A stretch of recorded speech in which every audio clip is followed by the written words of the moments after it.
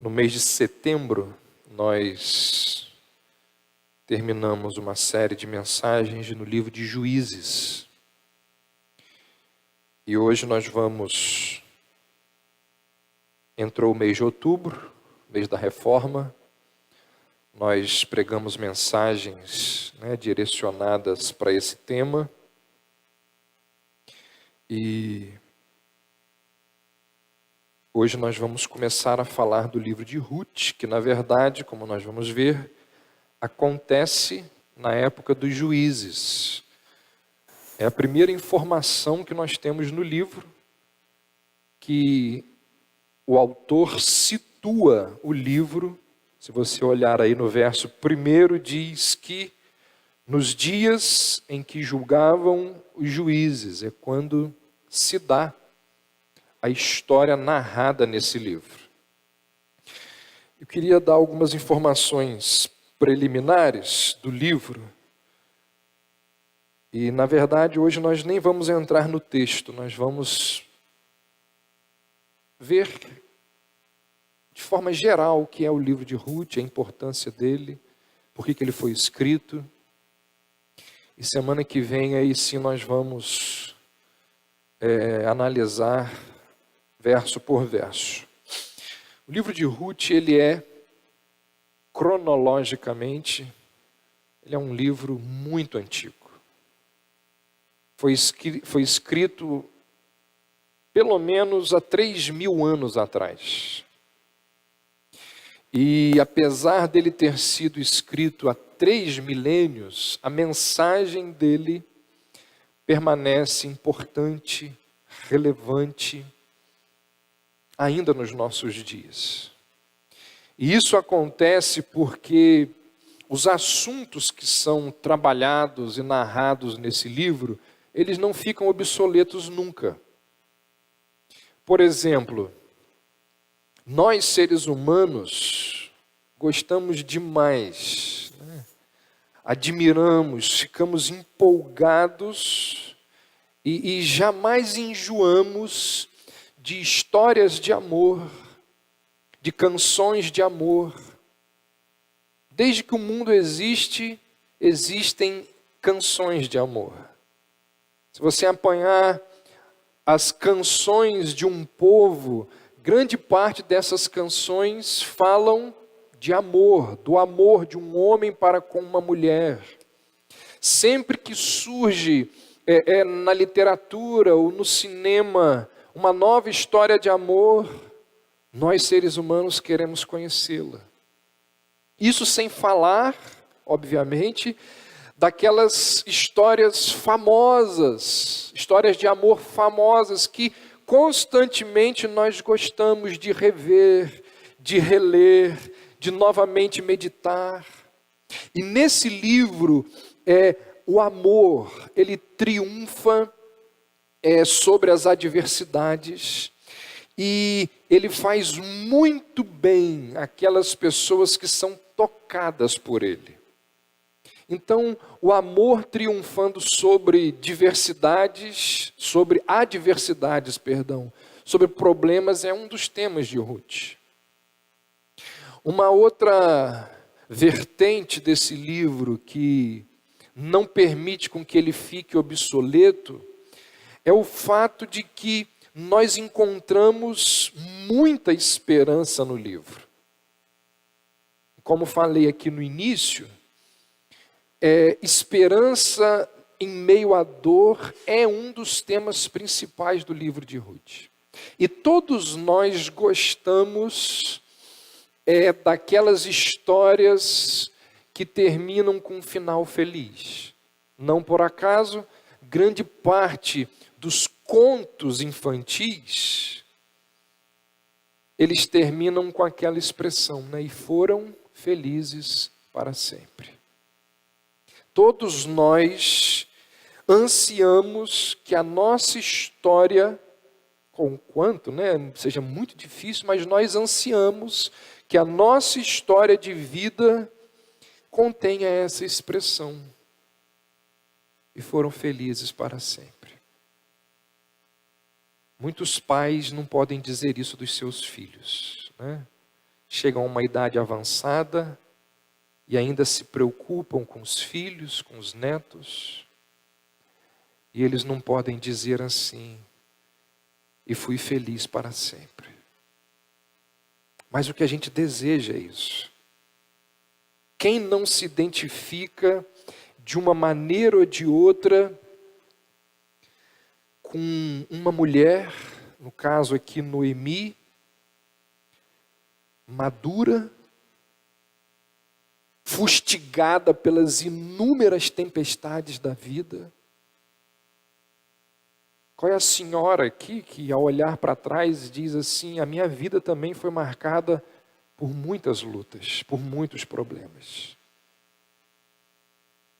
Quem que não se identifica de uma maneira ou de outra com uma Noemi ferida pelas mais variadas lembranças de dor?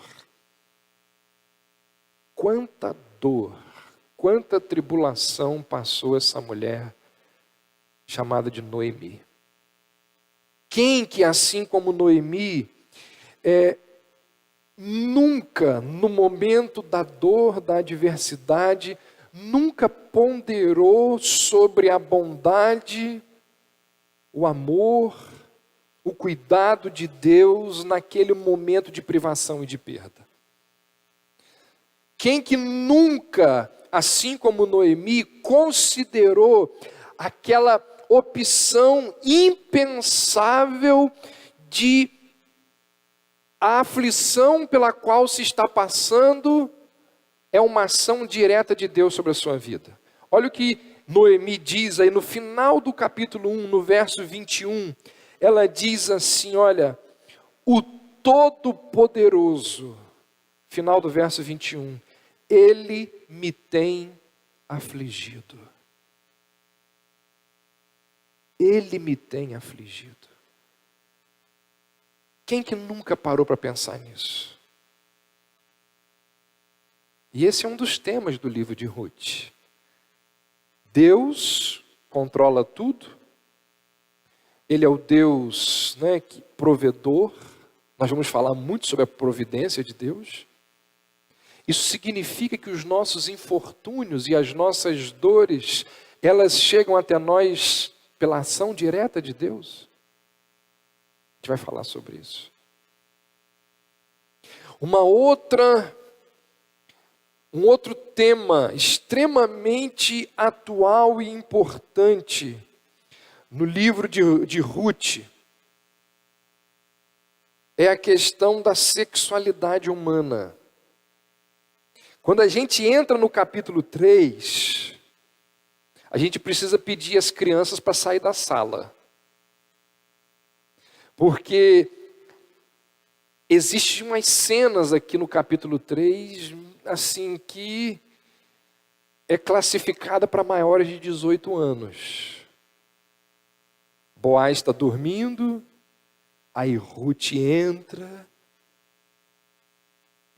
e tira a coberta de Boaz.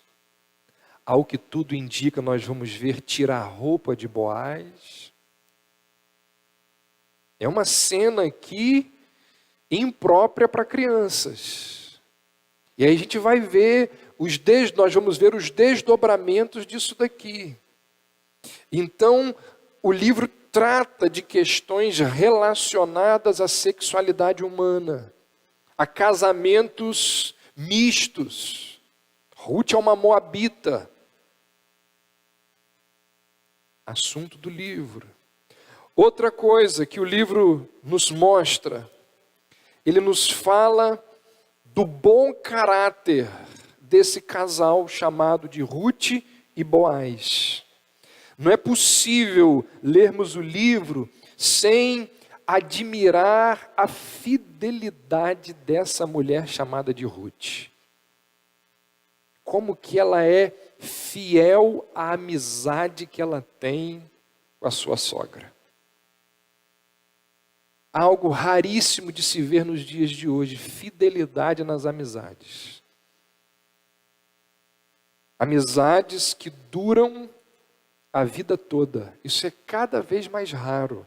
Amizades que rompem décadas. Isso é raríssimo de se ver hoje. Nós temos, muitas vezes, amizades circunstanciais, contextuais. Aqui não, nós vamos ver a fidelidade de uma mulher para com outra durante anos. Ela vai dizer assim: olha, eu vou com você para onde quer que você vá e eu quero ser sepultada na sua sepultura. É um tema que vai ser tratado aqui. O valor da amizade que surge por causa da fidelidade de Ruth para com a sua sogra. E não só o bom caráter de Ruth, mas o bom caráter de Boaz, que é extremamente bondoso, cheio de compaixão para com aquelas duas viúvas indigentes, miseráveis, extremamente pobres. Então nós temos aqui no livro qualidades que são valorizadas pela maior parte dos adultos, qualidades que os pais querem inculcar nos seus filhos.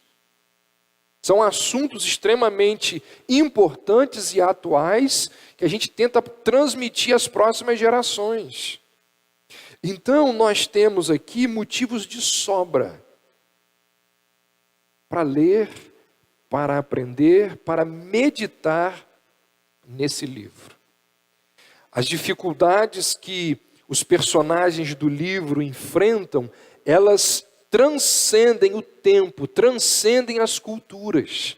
E aí, no meio de nossas dores e sofrimentos, nós precisamos de histórias. Como a história de Ruth. Por quê? Porque a história de Ruth é uma história que termina bem. Talvez nós pudéssemos botar lá no último versículo: e foram felizes para sempre. Porque, ao que parece, a história de Ruth termina assim. E uma história tão marcada por adversidades terminar dessa forma é uma história que nos inspira. Histórias assim nos ajudam a ter esperança de que, muito além das nossas dificuldades, das nossas decepções, existe um futuro melhor. Ou seja, lermos sobre a esperança dos outros que foi transformada em realidade, nos oferece esperança também. Então, é por tudo isso que o livro de Ruth, ele é um livro muito importante de se ler e de se estudar. Como disse, o verso 1, ele nos situa cronologicamente na época dos juízes. Ele inicia dizendo: nos dias em que julgavam os juízes. Como vimos ao estudar o livro dos juízes ao longo desse ano, o período do livro dos juízes dura ali entre 350 e 400 anos depois que Israel saiu do Egito e tomou a terra prometida. E aquele momento da história foi muito complicado para as pessoas que viviam em Israel. E foram momentos complicadíssimos por 4 situações, pelo menos. Primeiro, aqueles dias em que Ruth viveu, em que os juízes julgavam sobre Israel, aqueles foram dias de muito juízo da parte de Deus sobre os israelitas. Sempre que os israelitas se desviavam lá dos caminhos do Senhor, e não foram poucas vezes, uma nação inimiga era levantada por Deus para castigar Israel. E Israel ficava debaixo de juízo 5, 10, 15, 30 anos, 40 anos, debaixo de severo juízo. Lembra lá de Gideão malhando trigo escondido para que o exército dos midianitas não os apanhasse? situações as mais complicadas. Além disso, nós vimos que aqueles foram dias de muito esfriamento espiritual. O culto ao Senhor foi completamente esquecido. A lei de Deus foi abandonada. Aqueles foram dias de muita imoralidade, muita perversidade. Duas expressões que são características do livro dos Juízes são aquelas que diz que não havia rei em Israel e por causa disso cada um fazia o que bem entendia. Essa é uma expressão que mostra a situação caótica da nação. A outra, que é uma expressão também corriqueira e que lembra a primeira, é aquela que diz: fizeram os filhos de Israel o que era mal perante o Senhor. Então essas expressões nos lembram que aqueles eram dias de muita imoralidade e de muita perversidade. E agora nós somos apresentados a uma outra situação. Olha o que diz o verso 1. Nos dias em que julgavam os juízes, houve fome na terra. O momento em que Ruth viveu foi um momento em que Israel passou por grande fome. E é muito interessante que Noemi e o seu marido, um homem chamado de Elimeleque, eles viviam em Belém. E o nome Belém significa casa de pão. E o que o autor está nos mostrando aqui, nós vamos falar melhor sobre isso semana que vem, é que na casa de pão tinha fome. Isso nós vamos ver semana que vem, domingo que vem nós vamos falar só sobre essa fome que se abateu sobre a terra. Nós vamos ver que isso foi um severo juízo de Deus. Então a história narrada nesse livro, ela acontece num momento complicadíssimo para a nação de Israel. Os dias dos juízes foram dias sombrios. Existem alguns comentaristas bíblicos que vão dizer que esse foi o pior de todos os tempos, dos momentos na história de Israel. Dias de muita apostasia, de muita injustiça, de muita imoralidade, de muito tumulto. E aí, saber o que se passava naquela época, entender o contexto no qual os juízes estão governando, aumenta a nossa admiração pela santidade de Ruth e de Boaz. Porque uma coisa é você buscar a santidade em momentos fáceis. Outra coisa é você buscar ser zeloso e santo em contextos e em ocasiões complicadas. Aumenta a nossa admiração não só pela reação de Ruth e de Boaz, mas aumenta a nossa admiração também perceber a providência graciosa de Deus sobre a vida desse casal naquele contexto de muita apostasia. Uma outra coisa importante do livro de Ruth, para a gente entender o que vamos ver pela frente. O livro aborda, ou ele trata, daquele momento de transição do período dos juízes para a era da monarquia. E aqui eu quero me deter um pouco mais nesse ponto, e queria que você prestasse bastante atenção, porque ele é um pouco mais difícil de entender, e ele é talvez o ponto central do livro de Ruth. No momento em que acontece a história narrada aqui nesse livro, a história de Ruth, Deus ele está formando uma nova família em Belém. Um novo clã está sendo formado. E essa família e esse clã, eles são fundamentais para a minha vida, para a sua vida, para a nossa vida, porque essa família ela é fundamental para a história da salvação. Isso significa que o livro ele não trata apenas da história de duas mulheres. O livro vai tratar de um capítulo importantíssimo na história da salvação.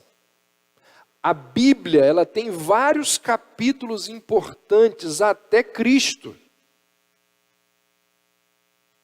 A queda do homem, o pacto lá com Noé, o chamado de Abraão, tem vários capítulos importantes que fazem parte do enredo da salvação. Ruth é um deles. É um dos capítulos importantíssimos da narrativa da salvação. Porque aqui nós vemos que o clã que vai conduzir ao Messias, ele está sendo formado. Então preste muita atenção no que eu vou lhes falar aqui, porque se você não prestar atenção, você não vai entender a aplicação no fim. Mas se você entender, vai fazer todo sentido. Como eu disse há pouco, um refrão do livro de Juízes, e Ruth, lembre-se, acontece na época dos Juízes. Um refrão do livro dos Juízes é aquele assim: naqueles dias não havia rei em Israel. E cada um fazia o que achava mais certo. Então fica claro que o autor do livro de Juízes diz que a anarquia, que cada um fazia o que achava mais certo. A anarquia, ela prevalecia por causa da ausência de um rei. Ele está dizendo assim, ó, não tem rei, então cada um faz o que quer. Não tem comando, então cada um vive do jeito que bem entende.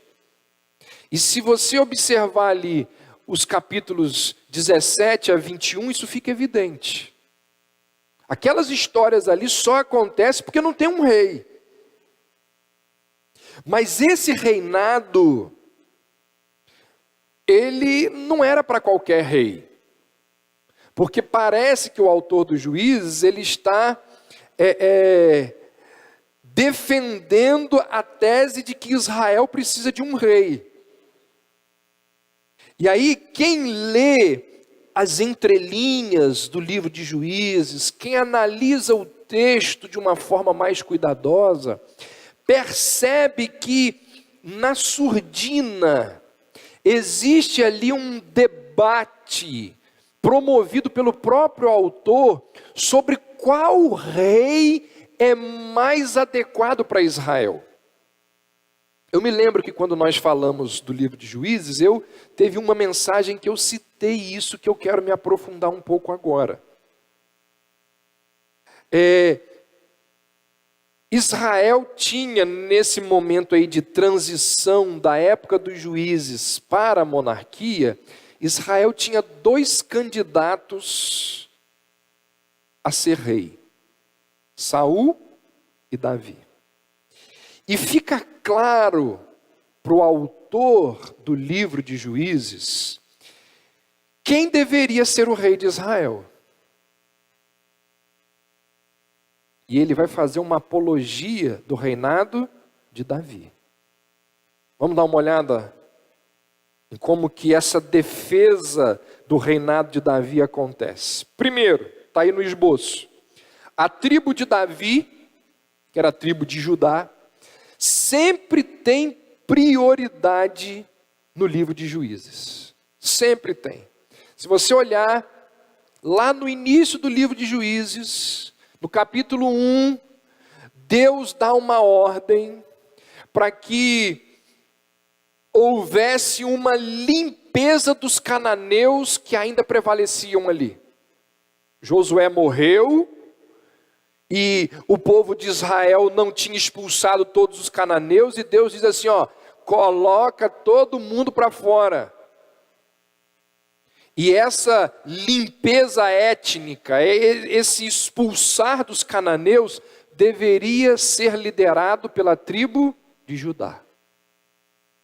Deus diz assim, Judá é quem vai fazer, vai tomar a frente e liderar isso daí. Vamos dar uma olhadinha lá? Olha aí rapidinho, lá em Juízes 1, abre lá. Juízes 1, diz assim, versos 1 e 2. Depois da morte de Josué, os filhos de Israel consultaram o Senhor, dizendo: quem dentre nós primeiro subirá aos cananeus para pelejar contra eles? Respondeu o Senhor: Judá subirá. Judá.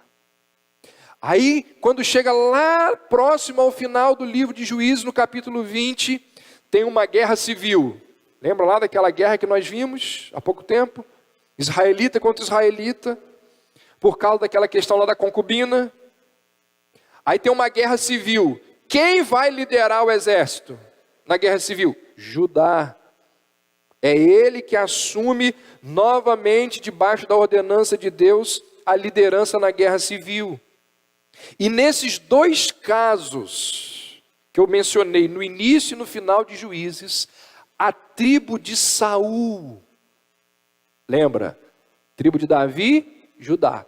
A tribo de Saul, que é a tribo de Benjamim. Nos dois casos, no início e no final do livro, a tribo de Benjamim é responsável pelo fracasso em fazer a vontade de Deus. No início do livro, Benjamim é aquela que tem o destaque por não terminar a conquista sobre os jebuseus que viviam em Jerusalém. E nos capítulos finais, são os homens de Benjamim que queriam ter relações sexuais com um levita, e ao invés disso eles vão violar e matar a concubina do levita. Então, o que acontece?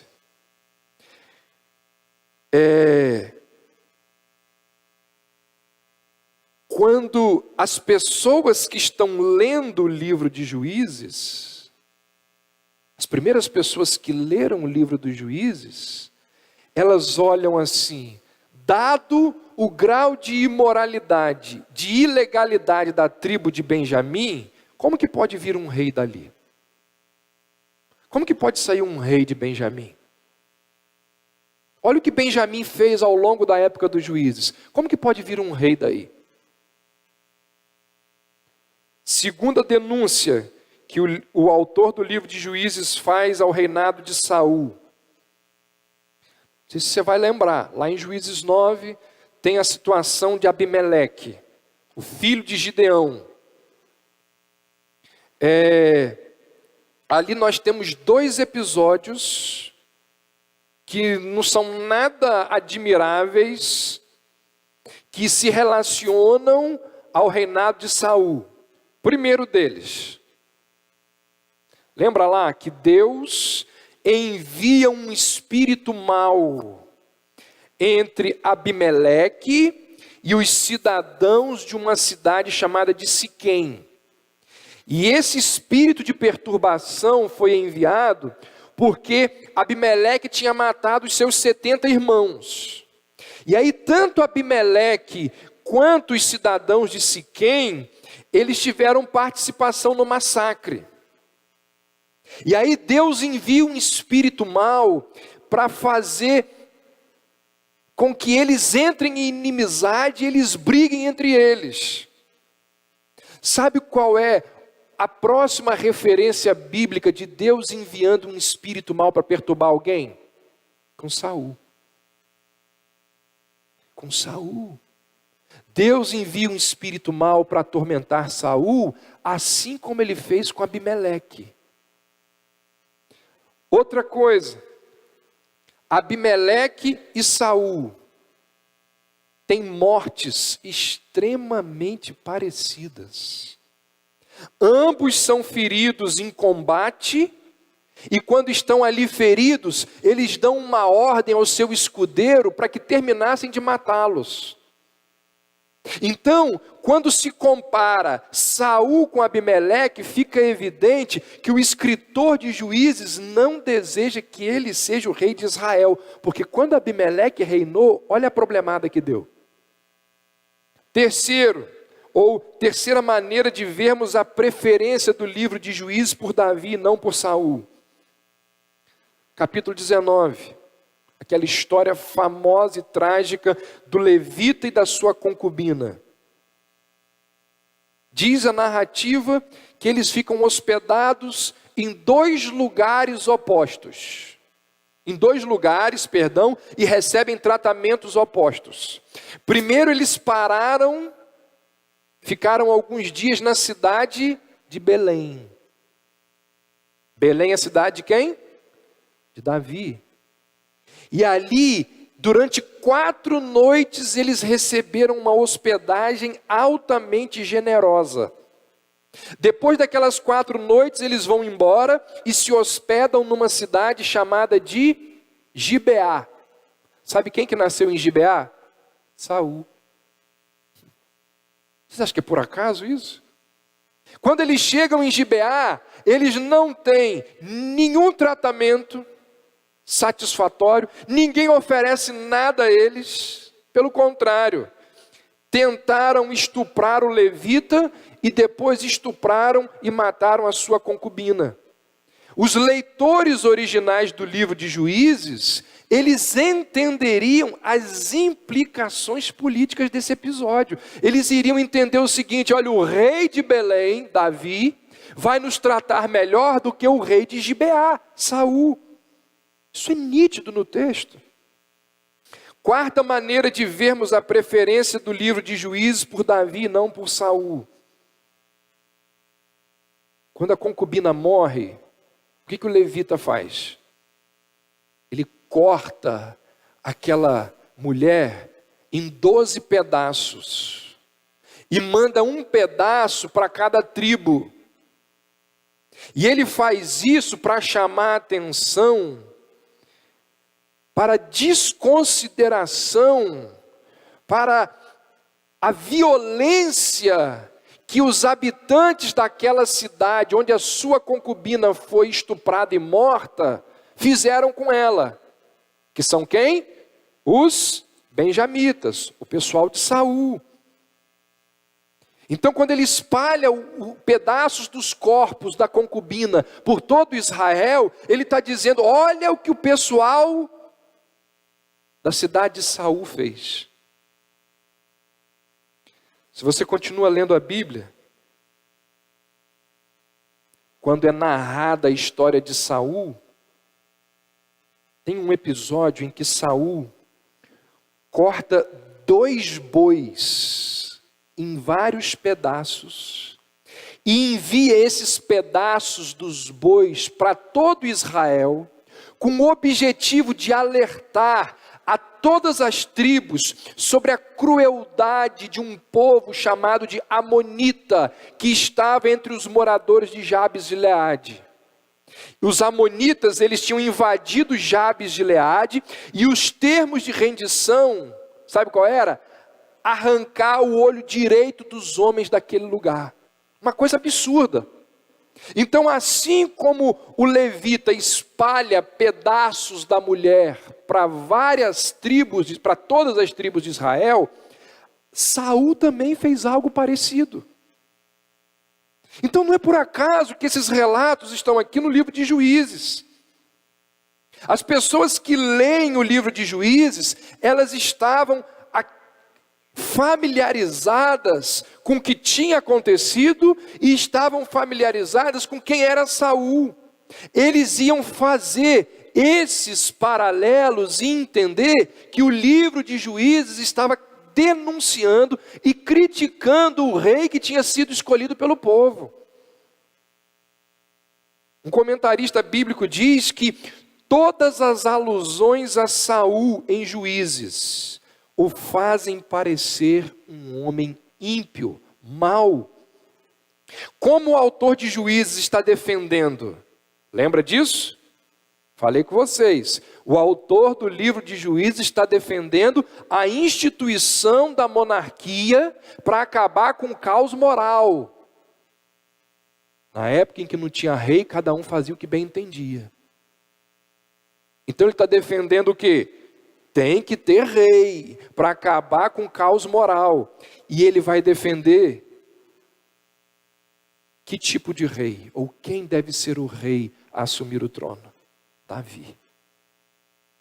Não deve ser Saul.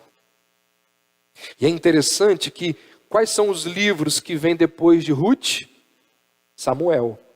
Aí você continua lendo a narrativa de Samuel, e aí Samuel vai dizer com todas as letras assim, ó: Saul é a escolha do povo. Quem escolhe o povo é Saul. Mas a escolha de Deus é Davi. Davi é um rei que, como diz o nome dele, é segundo o coração de Deus. Então esses livros, Juízes, Ruth, Samuel, eles estão transmitindo uma mesma mensagem, uma coisa está ligada à outra. E aí você pode estar se perguntando, pastor, mas nós estamos estudando Ruth, qual é a relação de tudo isso com Ruth? Gente, o livro de Ruth, novamente, ele está situado no período dos Juízes. E o livro de Ruth termina dando nome ao rei que o livro de Juízes está procurando. Dá uma olhada aí no último verso do livro de Ruth. Olha como que termina. Obed gerou a Jessé, e Jessé gerou a Davi. O autor do livro de Ruth está dizendo assim: o pessoal lá de Juízes estava procurando um rei. Saul não é esse rei. A apologia que o autor do livro de Juízes está procurando, está fazendo defesa do rei. Olha quem é o rei aqui, ó. Ou seja, no meio de um colapso religioso, a época dos Juízes, no meio de um colapso moral, social, no meio de tanta degradação, sabe qual é a mensagem aqui? Deus não se esqueceu. Deus não desistiu do seu plano de salvação. E para realizar o seu propósito, Deus trabalha mesmo em toda apostasia, em toda degeneração. Para realizar os seus planos, Deus vai se valer e usar de circunstâncias e de pessoas que ninguém poderia imaginar. Ou seja, quando tudo parecia perdido, eis que a esperança surge através da linhagem de Ruth. É isso que esse livro, que a gente começa a estudar hoje, deixa muito evidente. No meio do caos, no meio dos problemas, no meio das lutas espirituais, morais, sociais, Deus está trabalhando. E aí a gente continua, a leitura do texto sagrado, entra no livro de Samuel, e aí sabe o que a gente vê em Samuel? Que conquanto Davi tenha sido a escolha de Deus, Davi não foi a resposta final de Deus para Israel. Preste atenção nisso. Conquanto Davi tenha sido a escolha de Deus, Davi não foi a resposta final de Deus para Israel. Por quê? Porque Davi também é um homem cheio de falhas.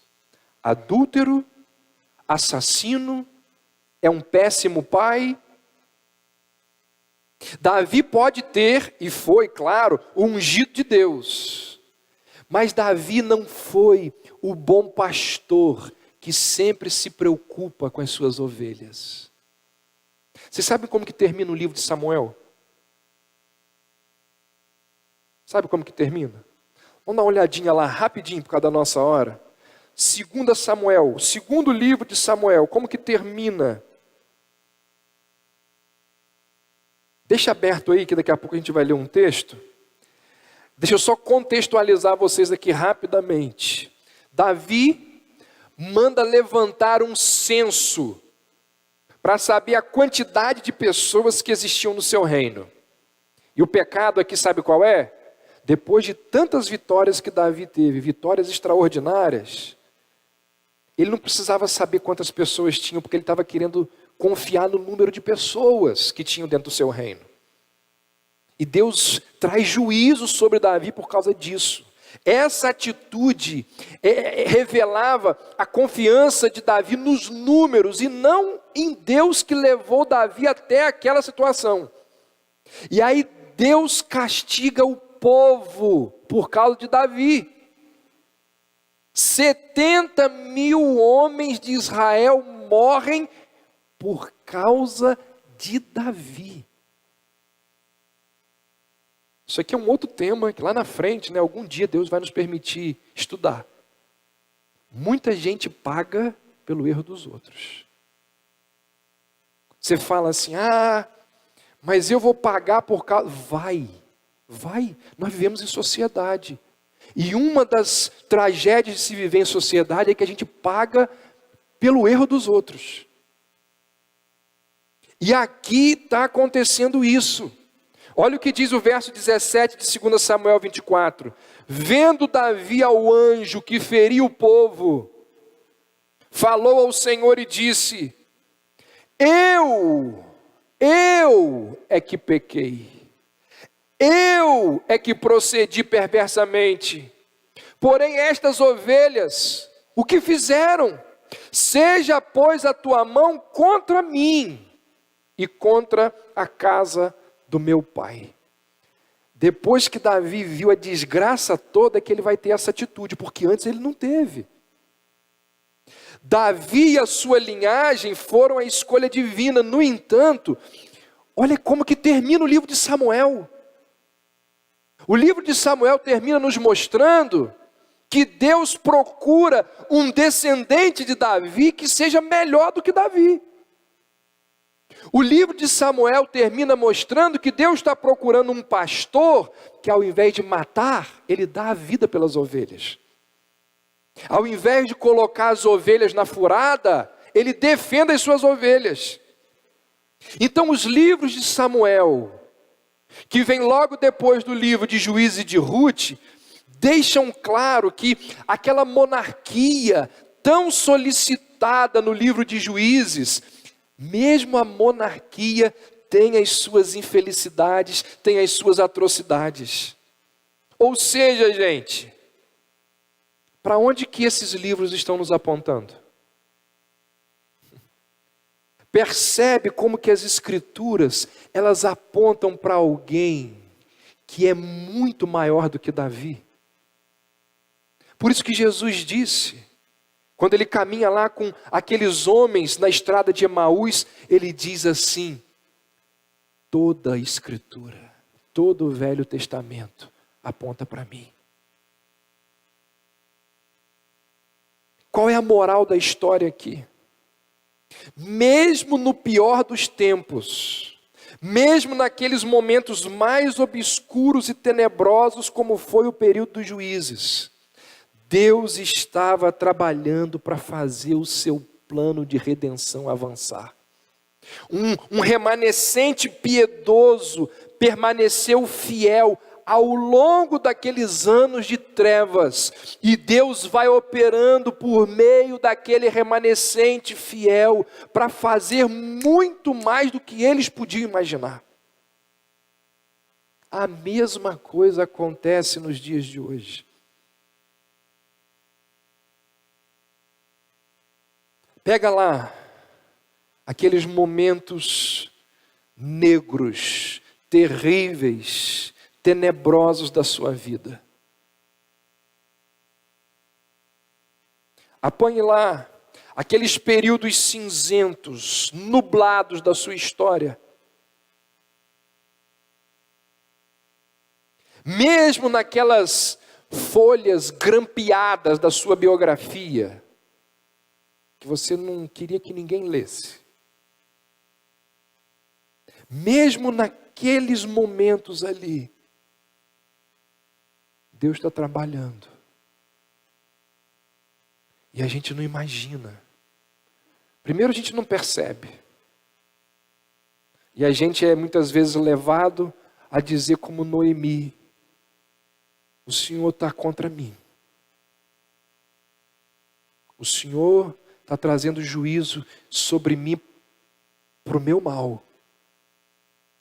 Nós vamos ver que Noemi, ela se enche de amargura e ela não consegue ver o quadro geral. Porque Deus estava fazendo dela uma ancestral do Messias. Mas muitas vezes nós reagimos assim, como Noemi. No meio dos problemas, das lutas, a gente não consegue ver a mão de Deus, a providência de Deus, porque é desgraça atrás de desgraça, problema atrás de problema, notícia ruim atrás de notícia ruim. E a gente fala: meu Deus, o que é isso? Mas o ensino geral do livro de Ruth, que é antecedido por Juízes e sucedido por 1 e 2 Samuel, nos mostra que mesmo em meio ao caos, Deus está soberanamente trabalhando. Deus nunca nos abandona. Mesmo quando nós pensamos que Ele está longe, Ele está pertinho. O que o livro de Ruth nos mostra é que, mesmo em momentos complicados, Deus nunca nos deixa, não dormirá, nem cochilará o guarda de Israel. No período dos juízes, Deus estava fazendo várias coisas que as pessoas da época não conseguiam enxergar. Obed gerou a Jessé, e Jessé gerou a Davi. E como é que Jesus se identifica no Novo Testamento? Jesus, filho de Davi.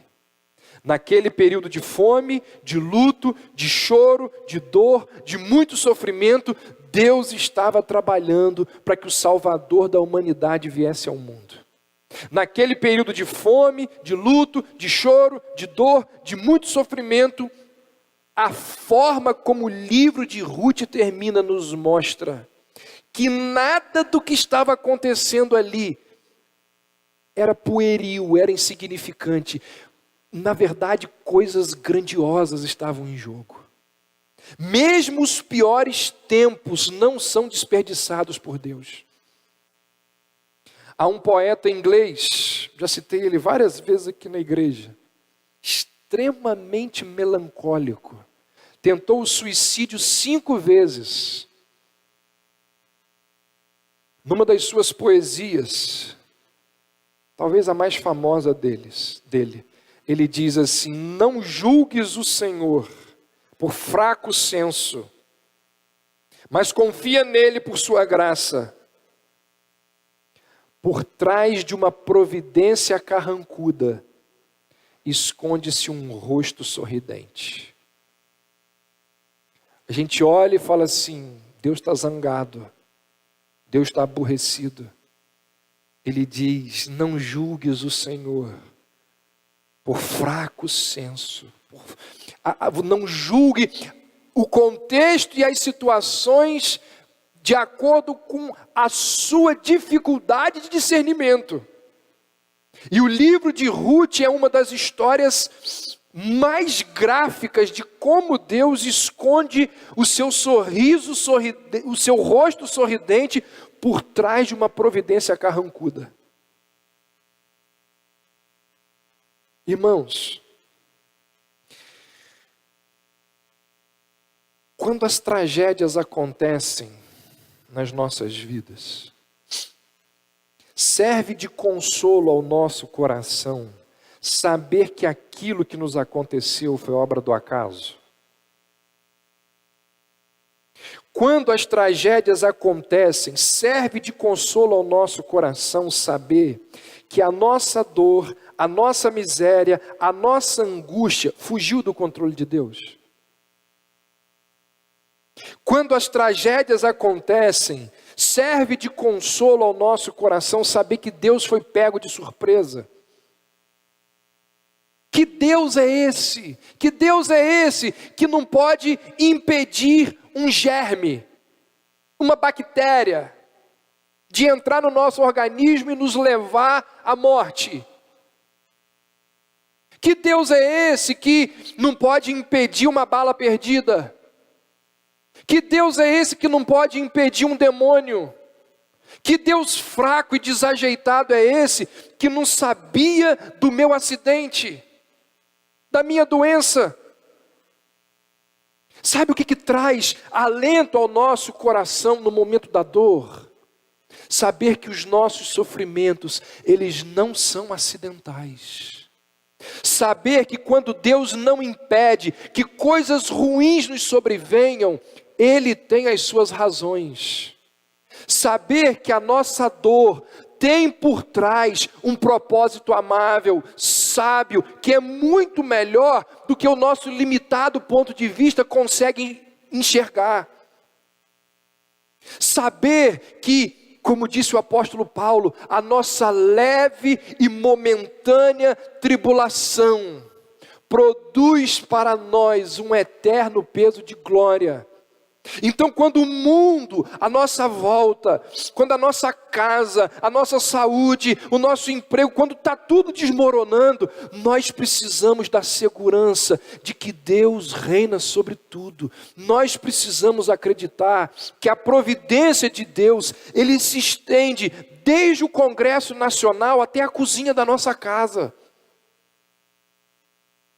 Nós precisamos crer que Deus, Ele está controlando tudo nas nossas vidas. E o livro de Ruth nos mostra isso, que mesmo em meio àquele caos que Noemi vivia, sai de uma situação de fome, vai para uma terra distante, perde o marido, perde os 2 filhos, perde os recursos que tinha, volta para casa, sem ninguém, sem ter nada. E ela acha que Deus estava castigando ela. Mas depois ela vai perceber que Deus estava administrando e controlando tudo. Porque Deus usa as nossas dores, os nossos sofrimentos, para lapidar o nosso caráter, para nos amadurecer, para nos transformar em pessoas mais santas, mais parecidas com Jesus. Talvez a trilha sonora do livro de Noemi, do livro de Ruth, perdão, da vida de Noemi, pudesse ser aquela música do Estênio, o tapeceiro. Quando você olha do avesso, nem imagina o desfecho. E por fim, para a gente encerrar, só mais uma coisa. O que esse livro nos mostra é que Deus, Ele está ativo, mesmo nas famílias que não possuem nenhum destaque. Irmãos, isso aqui é algo extraordinário. A gente vai falar muito sobre isso aqui, mas eu queria terminar a mensagem lembrando dessa verdade. Deus está trabalhando ativo, usando aquelas famílias que não têm nenhum destaque. Gente, a linhagem do Messias vai reaparecer de uma família que não tinha, nenhum destaque. Quem era Noemi? Quem era Ruth? Quem era aquela família? Uma família que não tinha nenhuma importância. Eram pessoas comuns que cuidavam ali das suas vidas. Saiba disso, não existem famílias insignificantes para o nosso Deus. Muitas vezes eu me sinto assim. E você também, às vezes, você deve compartilhar desse sentimento. E eu olho para algumas famílias cheias de gente inteligente. Impressionante. Só tem gente inteligente naquela família. Gente bonita. Você olha e diz, olha, os filhos, que coisa linda aqueles meninos. Aquelas meninas, gente simpática, gente bonita, gente com título acadêmico.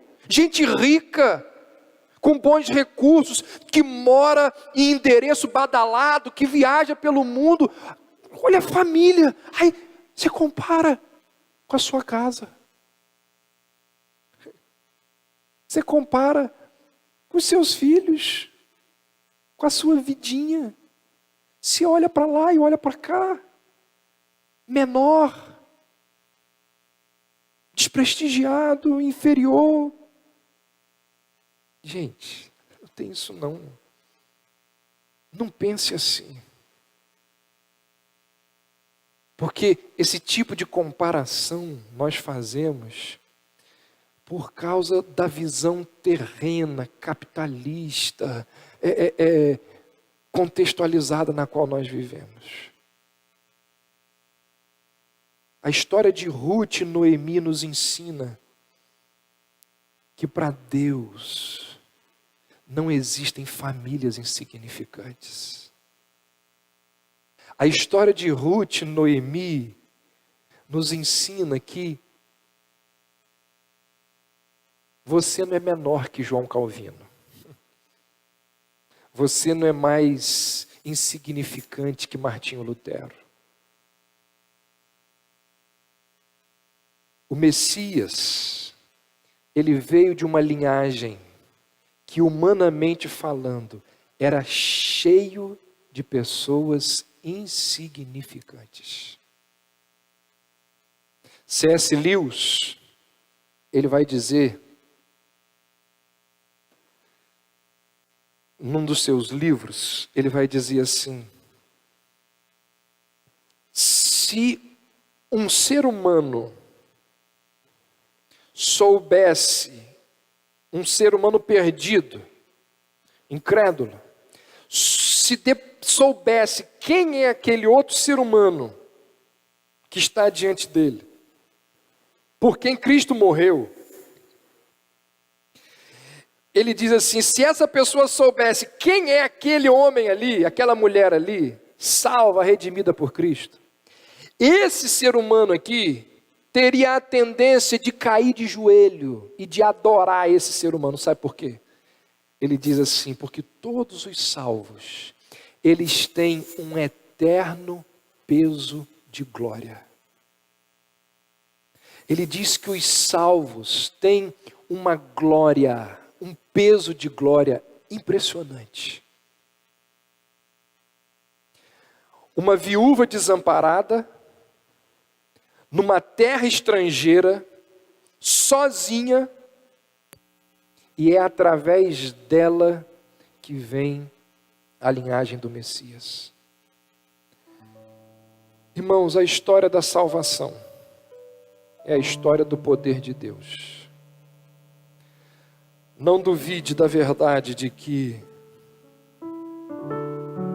o poder de Deus, ele se aperfeiçoa na fraqueza humana. Nós somos fracos, pequenos, limitados, mas é através de nós, é para nós, que a história da salvação foi traçada. E Deus vem ao longo de séculos e milênios, cuidando de forma extraordinária da nossa salvação. Vamos ficar em pé e vamos encerrar louvando ao nosso Deus.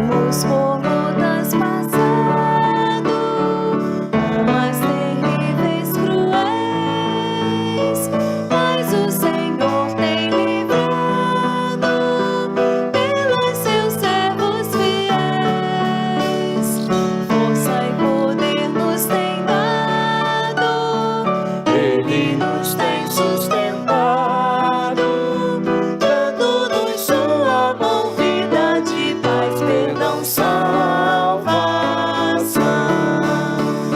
Se Deus é por nós, quem nos vencerá? Dar-nos a poder real, Deus nos guardará. Defender-nos a livrará do mal. Vamos, irmãos, cantar nosso Senhor, louvar e exaltar. Sim, Deus nos tem prometido uma vitória cabal. Não se tem Ele esquecido que na palavra real Ele nos tem protegido, tudo nos tem garantido. Graça e favor sem par, sim, todo bem-estar quer nos dar. Se Deus é por nós, quem nos vencerá? Dar-nos a poder real, Deus nos guardará. Defender-nos a livrará do mal. Vamos, irmãos, cantar nosso Senhor, louvar e exaltar.